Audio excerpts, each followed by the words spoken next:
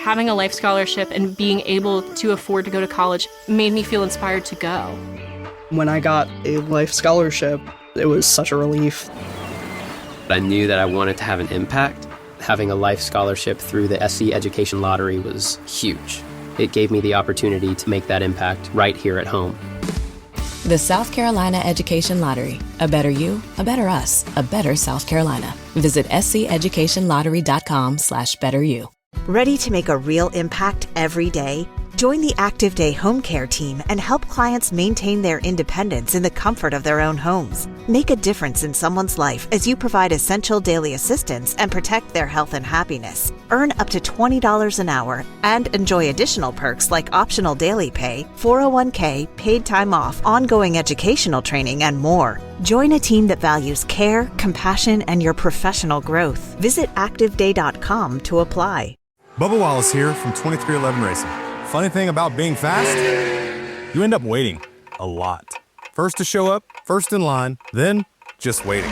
Me, I rev up Chumba Casino. With over 200 social casino games, no slow lanes here. Why sit around when you can spin? I'm already racing. Your turn. Play for free at ChumbaCasino.com. Let's Chumba. Sponsored by Chumba Casino. No purchase necessary. VGW Group. Void where prohibited by law. 21 plus. Terms and conditions apply.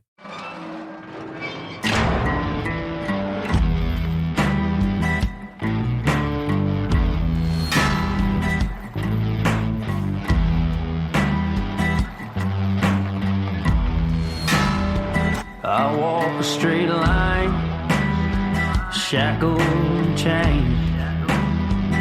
Oh, gruesome Gertie is calling my name. There is no mercy in this penitentiary. Just ask the Hill String Gang, or Angola 3.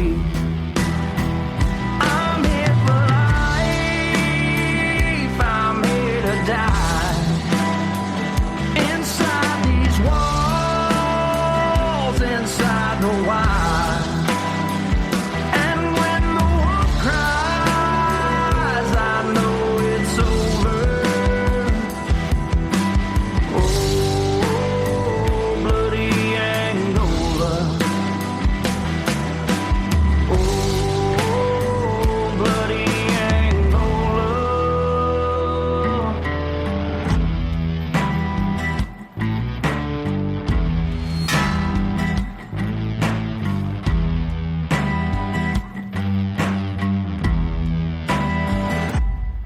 Hey everyone, and welcome back to Bloody Angola, a podcast 142 years in the making, the complete story of America's bloodiest prison. I'm Jim Chapman, and today I'm going to tell you what is a little-known story in the state of Louisiana outside of the area that I live in, and that is the story of the Goodyear Killer. Now, this story centers around a guy by the name of Charles Ray Spears, and not a lot is known about Charles Ray Spears prior to his incarceration in what is known as Jackson Barracks. So I need to tell you a little bit about Jackson Barracks if you're not familiar. Jackson Barracks is located in New Orleans. It was established in 1834, and it was originally a U.S. military base. Now, during the 1960s, a work-release prison was established within that barracks, and that played a big role in what we are going to discuss today. Now, in the 1990s, that prison underwent renovations as part of what was known as the Jackson Barracks Prison Project. It included adding educational programs for inmates that were on work release. However, in 1993, it closed after a notable escape and a murder, and I may tell you about that in a future episode. After that event, the former prison was converted into a police training facility, and then Hurricane Katrina hit. This was in 2005, and that caused significant damage to Jackson Barracks, including the destruction of that police training facility. And today, the barracks is currently the headquarters of the Louisiana National Guard. So that's a little history on that. And we're going to go back to July 29th of 1975 when Charles Ray Spears escaped from Jackson Barracks. He was working in the work release program there, and he was serving time on a petty theft charge. 11 days after that escape, a robbery and murder at a Goodyear tire store in Hammond, Louisiana would change the course of history in several people's lives, including that of Charles Ray Spears. Now, Hammond, Louisiana, a relatively small town in 1975.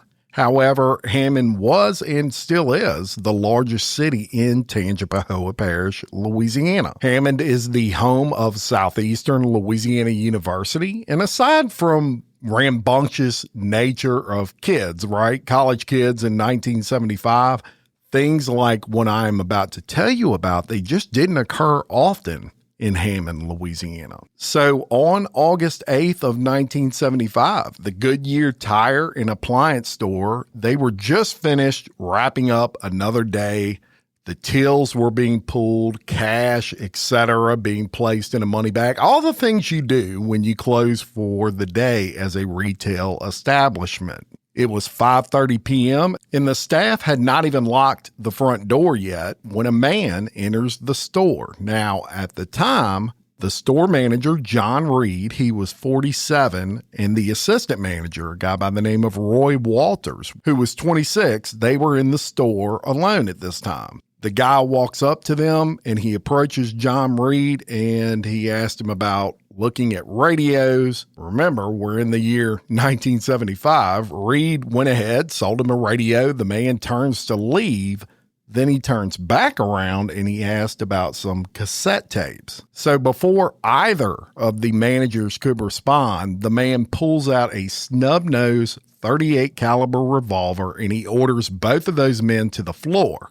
Pulls out some handcuffs and he handcuffs both of the managers' arms together. He starts going through the cash register, starts approaching the safe, all those sorts of things. He goes back and he asks the men, "Are you going to remember me?" John Reed says what all of us would say at this point, which is no. But at this time, the assailant pulls a gun and he shoots both of these men in the back of the head. He then exits the store. So Roy Walters, he looks over and he discovers that John Reed is already dead. Now, Roy Walters at this point has a .38 caliber bullet in the back of his head, but he's still alive in what you can only describe as a miracle, although he loses his sight at this point. He can't see. He's totally blind. Now, despite this, Walters does manage to drag John Reed. Remember, they were handcuffed together across the floor to the telephone where he manages to call police. The police show up and Reed is pronounced dead on the scene. And Walters gets rushed to Ochsner Hospital in New Orleans, and he is in critical condition. Now, despite Walters' condition, when police first arrived at the scene, he was able to provide some details regarding a description of the man. He described the man as being 6'2". He was a black male, medium build, and had what was known at the time as Afro-style hair. He was wearing a brown shirt with green pants and black shoes. And the police determined after talking to other employees that between $2,000 and $3,000 had been taken in the robbery. At this point, he gets rushed to the hospital. The police are shutting down roads. They're setting up roadblocks, forming a perimeter, trying to catch this guy. But unfortunately, no one was captured. Now, 5 days after this event in Slidell, Louisiana, which is just a half hour or so from Hammond, Louisiana, a police officer by the name of Earl Alfred, who was 31, he responds to the call of a silent alarm, which was triggered at a jewelry store called Champagne Jewelers. This is on August 13th of 1975. He arrives with the robbery still in progress. He sees the robbery suspect going out the back door, Alfred was the first officer to arrive on the scene. He gets into a struggle with the assailant, and he was shot and killed with his own service revolver. Inside of that jewelry store, Betty Graves, who was a 20-year-old store employee, she lay stabbed 22 times with a pair of scissors. So somehow she manages to crawl to Sergeant Alfred's patrol car to call for help, but she loses consciousness before being able to do so. Incidentally, she did survive. Now, witnesses reported seeing a black and white 1964 Chevy truck on that scene, but again, police do what they do, roadblocks, etc., yet the killer gets away. And at this point, this is big news. People all over South Louisiana totally freaking out, and they're thinking these robberies/murders may be related. In the case of the Hammond, Louisiana robbery, the Chamber of Commerce gets into the act. They offer $1,000 for any information leading to the capture of the suspects. They actually up that to $2,300 with collections from members for information on the Goodyear Killer. And it wasn't too long before police did manage to unconnect, if you will, these two robberies in short order, when 3 days later, after that Hammond robbery, a 26-year-old by the name of David Eugene Lewis turns himself in for the murder of that police officer. This guy turns himself in, and he was later convicted of first-degree murder, attempted first-degree murder, and armed robbery, and he was given a life sentence. Now,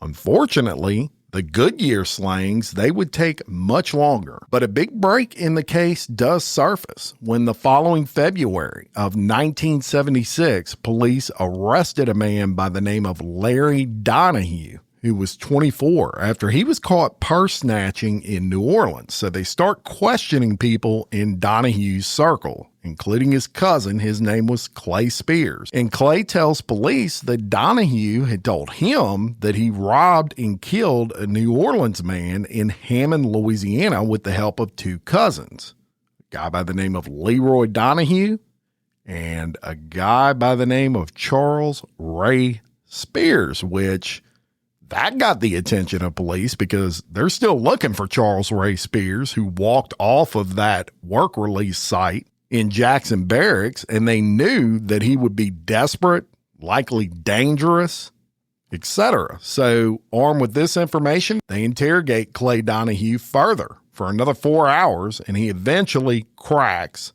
And he tells them that Larry and Charles Ray Spears robbed a drug dealer of his money and his drugs, but that it was Spears that actually killed the drug dealer. So the police, they then bring this information to Larry Donahue, and he corroborates his cousin's story, complete with fingering Spears as the killer of that dealer. Hello, it is Ryan, and we could all use an extra bright spot in our day, couldn't we? Just to make up for things like sitting in traffic, doing the dishes, counting your steps, you know, all the mundane stuff. That is why I'm such a big fan of Chumba Casino. Chumba Casino has all your favorite social casino-style games that you can play for free anytime, anywhere with daily bonuses. So sign up now at ChumbaCasino.com. That's ChumbaCasino.com. No purchase necessary. VGW Group. Void where prohibited by law. 21 plus. Terms and conditions apply. Who incidentally was named Ernest Smith. So in short order, the NOPD, they find and they arrest Charles Ray Spears, and they charge him in the murder of Smith. But not so fast. A defense lawyer for Clay Donahue, he argues in court what is known in the legal world as, quote, the fruit of the poisonous tree doctrine, which states that any evidence obtained through unconstitutional means is rendered inadmissible in court. The lawyer argued to the state that Clay Donahue's information that he provided was done so due to coercion by the police. And in this case, the judge agreed, and charges against all three men were dropped because none of the information that this guy gave them could they use. But Hammond police, they had been following this, and they felt like they had a case against Spears for the Goodyear robbery/slaying. especially after a man inside jail with Spears when he was incarcerated for the Smith killing actually speaks up and says that Spears admitted that he was the Goodyear Killer. So when he was cleared of these charges for the Smith murder, Hammond police, they pick him up and he's charged with murder and attempted murder, as well as 2 counts of armed robbery in those Goodyear Tire Slayings. This was on March 27th of 1976. Of course, at this point, it goes to a grand jury, the evidence is presented, and he is indicted. He goes to trial. And on August 30th of 1976, the News Digest in Amite City, Louisiana, they came out with an article, and I'm going to reference that now because it really covers the trial in great detail. And it reads, Charles Ray Spears, defendant in the Goodyear murder case, was found guilty of second-degree murder, attempted second-degree murder, and 2 counts of armed robbery. Spears will be sentenced September 16th by Judge Gordon Causey. A pre-sentence investigation must be returned on or before that date. The trial began August 24th near 5 p.m. and it continued until 7:30 when Causey recessed the proceedings until 9 a.m. on August 26th. Spears stands convicted of murder by shooting Goodyear store manager John Reed as he lay on the floor of the Hammond store handcuffed to Roy Walters Jr. Spears is also convicted of attempted second-degree murder of Walters by shooting him in the head as he lay on the floor handcuffed to Reed. The 2 convictions for armed robberies stemmed from Spears taking money from the store's cash drawer, safe, and from Reed's wallet. The incidents occurred on August 8th of 1975. The state, represented by First Assistant District Attorney Joe Simpson, told the jury they would hear the story of one of the most cold-blooded and horrible murders ever committed in Tangipahoa Parish. Assistant District Attorney Billy Quinn assisted in the case. Timothy Higgins, a public defender, told the jury in his opening statement that the case was one of mistaken identity. Dumas, who was retained by the Spears family on Friday, August 20th, assisted with the defense case. The judge ordered tight security, and all those who entered the courtroom were searched. No one was allowed to enter or leave while court was in session. The security was also deemed normal by officials who explained that such practices are not unusual in cases of such a violent nature. Taking the stand for the state first was Tom Kelly Ferris, medical doctor who performed the autopsy on Reed. Under questioning by Quinn, Ferris said that he was one of the 3 pathologists on call for Jefferson Parish Coroner's Office on August 8th of 1975. Ferris said that the cause of Reed's death was the bullet which entered one side of his head and exited the other. The second state witness was Sheriff's Public Information Officer Dick Morgan, who testified the photos of the Goodyear store taken on August 8th were real and not retouched. Morgan was not allowed to describe items in the pictures, but only to comment on his position when he took the photos. The state's strongest witness was Roy Walters Jr. Next, he took the stand for questioning by Simpson. Walters said he had been at his desk working on a report all afternoon and was still at his desk when the employees left at 5:30. Only he and Reed remained, and Reed went to the back of the store to lock the back up before returning to Walters' desk. The 2 men talked of Reed's vacation to the Ozarks, which he had taken a week previous. Walters said Reed started toward the front door around 5:35. Spears then entered the store from the front and went to the opposite counter to Reed, where Reed was helping Spears select a radio which was purchased with cash. Walters said he heard Reed ask Spears his name, and he heard only an unintelligible mumble which caused him to look at Spears. Walters said he looked at Spears intently from a distance of no more than 12 feet because he wanted to see if he knew him, since he was in charge of store credit and felt he should know the customers. Again, Reed asked for Spears' name, and the answer was again unintelligible, according to Walters. Walters said Reed wrote the name Randall on the receipt, took the cash, and turned away from Spears. Walters said he was then standing sorting mail at the counter. Walter said Spears then asked to see cassette tape recorders, and Reed called him to come and examine a machine to see how it worked. Gave him the machine, and at the instant both men were holding the machine,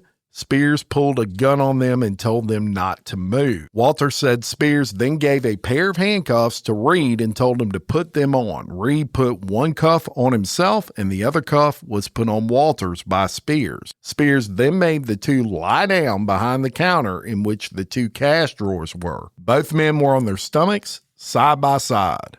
Walter said Spears went to the unlocked safe and found $500 to $600 in the safe for the Saturday employee payment and walked to the back and asked what was back there. Walter said he told Spears that it was the warehouse. Spears seemed satisfied with the answer and walked to the front and then asked them where the rest of the money was, according to Walters. Walter said he was afraid because the man was holding a gun on him and he felt like if he tried to resist that he would be shot, but he said he didn't feel that Spears was going to shoot them. Instead, he felt Spears would take the money and just leave. Walters told Spears where the cash drawers were and how to get them open, and Spears took the money and asked to see both men's wallets for identification so he could get them if they tried to identify him. Walters said Reed then spoke for the first time since Spears pulled the gun. They were also Reed's last words. He told Spears he wouldn't have to worry about them identifying him because they didn't know him. Both men had their wallets in front of them on the floor between their forearms, and Spears took out the money inside Reed's wallet and tossed it in the wastebasket. Walter said Spears didn't take his wallet. As he looked down, Walter said he could hear bam, bam, and he realized he couldn't see. He said his ears started ringing, his head was spinning, and he hunted for his glasses. Step into the world of power, loyalty, and luck. I'm gonna make him an offer he can't refuse. With family, cannolis, and spins mean everything. Now, you wanna get mixed up in the family business. Introducing The Godfather at ChumbaCasino.com. Test your luck in the shadowy world of The Godfather slot. Someday, I will call upon you to do a service for me. Play The Godfather now at ChumbaCasino.com. Welcome to the family. No purchase necessary. VGW Group. Void where prohibited by law. 21 plus. Terms and conditions apply. He said he realized Reed had been shot as well as himself when he could hear no sound from Reed. When he thought Spears had left the store, Walter said he knew he had to get to the telephone on a desk nearby, and he tried several times to reach it. He said he had to pull Reed with him because of the handcuffs, and he finally found the phone after several tries. He said he misdialed the first time and reached an operator on his second attempt. He then asked for an ambulance and the police to come to the store. After Walters used the phone to summon help, he said he heard someone enter, but he was afraid to call out for fear it was Spears returning. Then he heard the door open and he heard some people running in and someone say, "Get the cuffs off." He said he heard a voice say, "Roy, this is Lieutenant White. Can you tell me what happened?" Walter said he gave a physical description of a black male, 6'2", tall, between 170 and 180 pounds, afro, wearing green pants, a brown spotted shirt, no socks, and sandals with soles 1 to 1.5 inches thick. And that is one heck of a description. Walter said while he was still handcuffed, he had deliberately studied Spears while Spears was moving around the store so that he would be able to accurately describe him to police. Reed said he was then taken to 7th Ward and told he would be taken to Ochsner Hospital. He said he was having serious pain and that he lost consciousness on the ride to Ochsner's. Once at the hospital, Walter said he was x-rayed, taken to a waiting area, x-rayed again, and then told he would have to undergo surgery to remove the bullet which had lodged against his optic nerve and bruised it. He said he remembers talking with his wife and praying with her and their pastor. His next memory was of Saturday morning, and he still had fuzzy vision. During the week that followed, he said he spoke with Captain Charles Binder of the Sheriff's Office and worked with the Jefferson Parish Crime Lab to make a composite sketch. Walter said he went over the description of Spears every day in his mind so that he would not forget. And Walter said after he was home from the hospital that he went to New Orleans with Captain Binder and Lieutenant White from the Hammond Police Department to look at photos of black armed robbery suspects. He said he must have eventually viewed over 1,000 photos. Walter testified that he later went to the Hammond Police Department and went through more photos. He said that periodically officers would bring him stacks of photos to view. He said he eventually saw a picture of Spears in a stack brought to him. He said he was told the man would be brought to Hammond for a lineup and that the picture was an old one. Near the 1st of April on a Wednesday night, Walter said he was called after midnight by the Hammond police to come see something important. He said he was picked up and he went into the building and told he would go up an elevator, turn left, and that he would see a lineup of men marked with numbers 1 through 5. Walter said he spotted the defendant in the middle wearing the number 3. He said the men were made to show their profiles and they had to say, quote, "What is your name?" Walter said Spears' hair was different and that he had a mustache, which he didn't have at the time of the murder/robbery. Walter said he told the officers that he wanted to see Spears at a distance of 4 or 5 feet. So he did that, and Spears was picked out of that lineup. Now, during Walter's testimony, the jury was shown where the bullet entered the back of Walter's head. Simpson asked Walters if the defendant was positively the man who had shot and robbed him and killed Reed, and Walter unhesitatingly said, "Yes, it is." Walters identified objects in the pictures taken by Dick Morgan and marked the photos with X's where Reed and he lay on the floor. The photos of the scene were shown to the jury as evidence and included a picture of the blood stains. Under questioning by Higgins, Walters told of his injuries, and he described the incident as serious in that I almost lost my life, and it took 5 weeks out of my life. He said that he suffered permanent damage in a small blind spot in his field of vision as a result of the shooting and that his glasses prescription had changed. He said that he recently got a new pair of glasses and was told to return a year later for another examination. Higgins then proceeded to delve into the amount of time that it took for the robbery. Walters said it took all of 5 minutes from the time the gun was pulled. Higgins proceeded to go through an elaborate enactment of each move made by the principals. He announced that it had taken a total of 8 minutes and that he felt it would have taken the defendant substantially less, not just 3 minutes less, to do all of the things that were done. Walters commented that Higgins didn't do all of the things, he just acted as though he were doing them. Higgins also introduced a composite published in the Parish Daily, which was released shortly after the incident. Walters said that was the first one made, not the second one, which was a lot more accurate. So the defense attorney here, he's showing the first composite sketch, which apparently did not look a lot like the defendant. And he's also questioning the time frame that this poor guy had come up with. And he's saying, how could you do all this in 5 minutes or less? And the guy said, well, I wasn't actually doing all of it. I was acting like I was doing all of it. Higgins then asked if Walters thought that someone could make a mistaken identity in a case such as this one. Walters said, I don't think a person could go through what I have gone through and make a mistake. When pressed further, he deemed the possibility was very remote. Higgins brought out a panel of 3 photos, and he started to ask Walters questions about them. Simpson objected to Higgins presenting these photos of people who were supposed victims of mistaken identities and who were supposedly wrongly punished. The judge sustained that objection, and he instructed the jury to disregard that portion of the proceeding. Higgins then asked Walters if he would single out one characteristic for use in making an identification, and Walters said no. That identification would have to be made with several characteristics together. So Higgins introduces a human exhibit in the person of Lionel Robinson. This man was brought from jail and seated in the front row. The man had a shaved head and was in prison clothes. Higgins then asked Walters if he recognized him, and Walters replied no. The man had been in the lineup, apparently, which Walters had viewed, but he did not have a shaved head then. So the judge at this point recessed court until 9 a.m. the following day, And he, of course, tells the jury you can't talk to anyone about this. The next day, Detective Melvin Wells of the Hammond Police Department testified, and he said that Walters identified a photo of the defendant after looking at some 1,500 photos over the period of 8 months. He said the photo of Spears was shown to Walters in a group of 10 photos. At that point, Steve Radke of the Hammond Police Department, he supervised that lineup, which was held, and he testified, and he said that Spears was advised of his rights. 4 black men were taken from the jail and dressed in jail uniforms, as was Spears.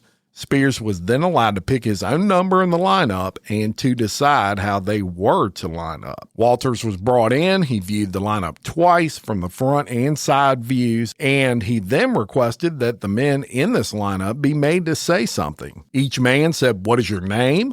Walters then identified Spears, saying that the hair was different, but he recognized the face and the person. The defense attorney asked if the slayer of the Slidell policeman had been put in the lineup or if any attempts had been made to match his fingerprints with those taken at the Goodyear store. Sergeant Norman Davidson of the Hammond Police Department said he showed hundreds of photos to Roy Walters, including the photo of the suspect in the Slidell police slaying, and that Walters passed over it. He also said that a fingerprint had been lifted and sent to the crime lab, but that it was just an overlay print and it could not be identified. Dennis Taylor, a 21-year-old black man, was the next witness. Taylor had been convicted for armed robbery, but is presently out of prison because he has been working on cases cooperating with the sheriff's office. Taylor was used as a plant at the St. Helena Parish Jail where Spears was being held. According to Taylor, Spears admitted robbing the Goodyear store and shooting Reed and Walters, saying, quote, "I shot 2 jiving motherfuckers in the head." Taylor admitted that he would pretty much do what Detective Dykes wanted him to do because Dykes kept him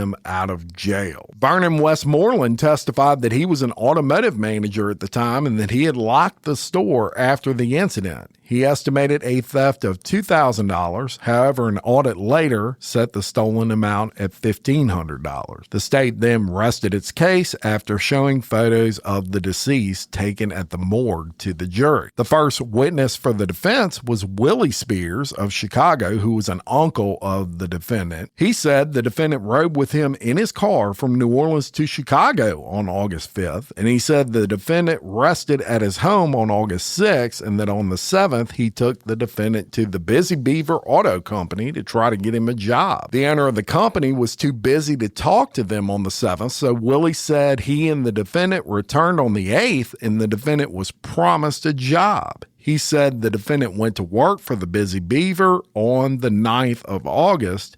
However, the prosecutor suggested Willie Sam Spears took a cousin of the defendant, Curtis Spears, to Chicago on the 5th instead of the defendant. And it was the state's contention the defendant took a bus to Chicago after committing the robbery and murder on August 8th. Jamie Beaver, owner of the Busy Beaver Auto Company in Chicago, was the next witness. He said Willie Sam Spears had brought the defendant around to get him a job and that he hired him, but he could not remember the date that he met Spears. He said that it only seemed to him that Spears went to work on a Saturday. Mr. Beaver's wife, Doris Beaver, who works as a secretary for the auto company, she testified she was certain she saw the defendant twice on August 8th. She said she remembered the date particularly because she had surgery on her foot that same day, and when she returned to the office, the defendant was in the paint shop. However, no evidence was produced to show the defendant had drawn a paycheck for working on the dates of August 8th or August 9th, and no evidence was produced to prove Miss Beaver had foot surgery. The defendant, Charles Ray Spears, then took the stand in his own behalf, and Spears said that he had been convicted of burglary at Greensburg and was given 3 years probation. He violated the probation, was sent to Angola, Bloody Angola, and then on to Jackson Barracks in New Orleans. He escaped from Jackson Barracks last July 29th, along with his first cousin, Curtis Spears. He said he stayed at the home of an aunt in New Orleans until he left for Chicago with Willie Sam Spears. This was on August 5th, according to him. He said that he got a job with the Busy Beaver on August 8th and went to work on August 9th, and he said he returned to New Orleans about 2 weeks before Mardi Gras. On cross-examination, it was brought out that when Spears returned to New Orleans, he was arrested, along with Larry Donahue and Clay Spears on February 22nd for the murder of Ernest Smith in New Orleans. And of course, I told you all about that. Clay Spears confessed to the murder and implicated the defendant in Donahue, but Clay Spears' confession was thrown out, as was the defendant's and Donahue, by the court because Clay had been interrogated by police too long and the confession had been made under duress. That murder charge had since been dropped against all three. Spears claimed his confession to the Ernest Smith murder was beaten out of him by New Orleans officers John Dillman and Fred Dentagan. Spears said he said whatever they wanted him to say because he got tired of being beaten on. Since Charles Ray Spears testified to the existence of the Smith case arrest, the state was free to question him on the statement he gave to Dillman and Dentagan in order to attack Spears' credibility as a truthful witness. Billy Quinn began to challenge Spears' truthfulness item by item. At first, Spears insisted the statement was totally untrue and the result of the beatings. Then Spears admitted that a portion of his confession referring to where he parked his car was true.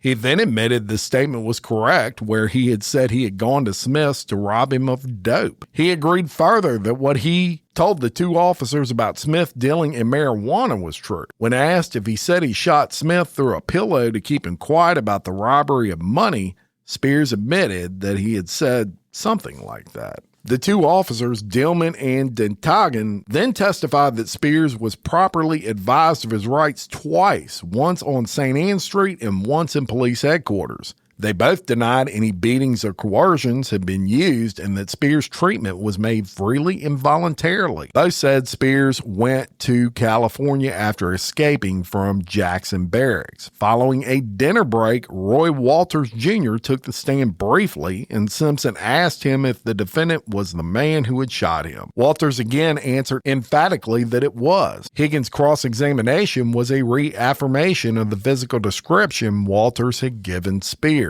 The state's closing statement by Simpson cited the key witness testimony about the 8 months of photo viewing, the lineup, the several identifications in open court. Simpson told the jury that the key thing was, quote, "Do you believe our witnesses or theirs?" Simpson explained Taylor's criminal history, particularly on the armed robbery charge, was reduced to aggravated burglary, quote, "to give a break to a 17-year-old boy."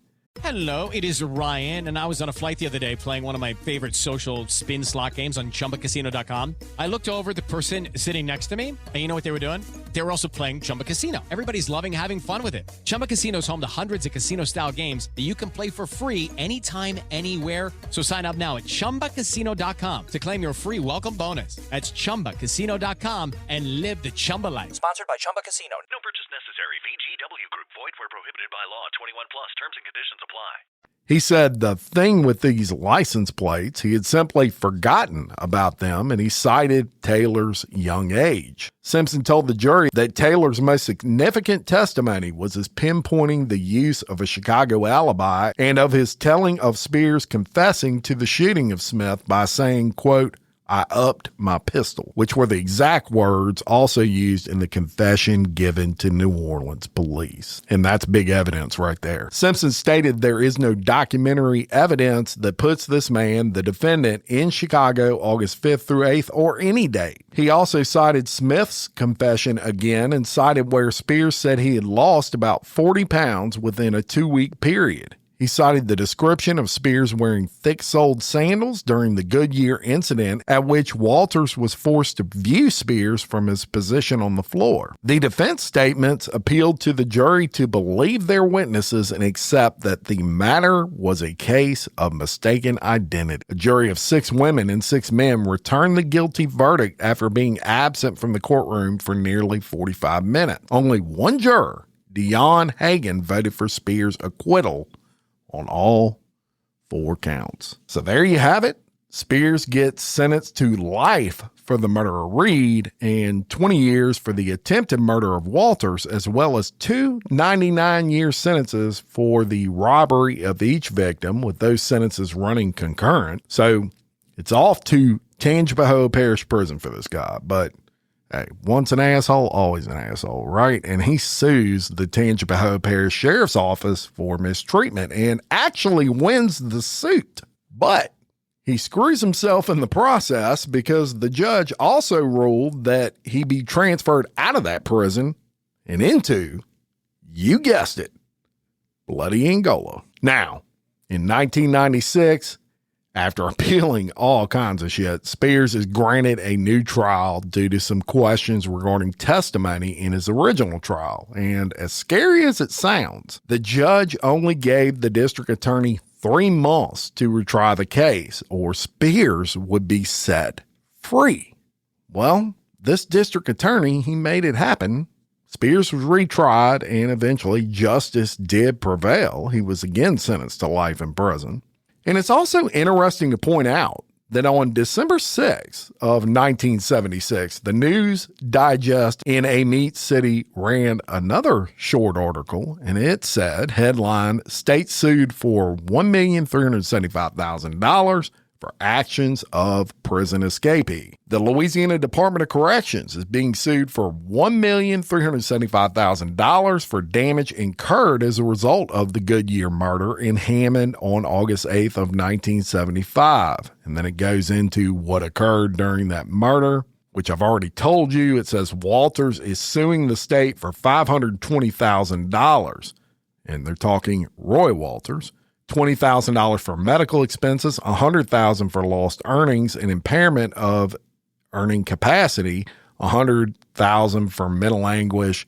He's suing for pain and suffering and for personal injuries. Reed's widow also sued for just a ton of money. I'm not going to read the entire article, but interesting in that I could never find a final verdict on that lawsuit. And a lot of times that will be sealed. That becomes a civil matter, not a criminal matter. And unless you do a jury trial, usually you can't find a whole lot of information on civil cases. If it's a judge deciding the whole thing, they're usually sealed. But there you have it. In the end, justice did prevail in this case. Very non-well-known case, if you will, out of the state of Louisiana. Thank you so much for listening. Check out the Patreon, patreon.com/Bloody Angola podcast. I'm about to really ramp things up on Bloody Angola, so get ready for that. So until next time, I'm Jim Chapman with Bloody Angola, a podcast 142 years in the making, lead story of America's bloodiest prison. Peace.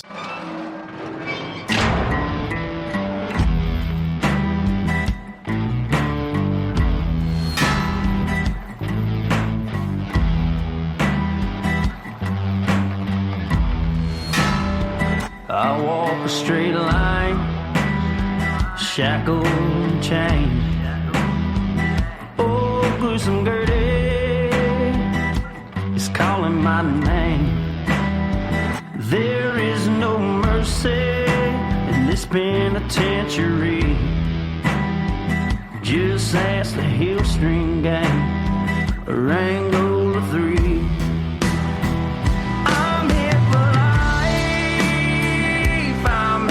Die inside these walls, inside the wire. And when the wolf cries, I know it's over. Oh, bloody Angola. Oh, bloody Angola.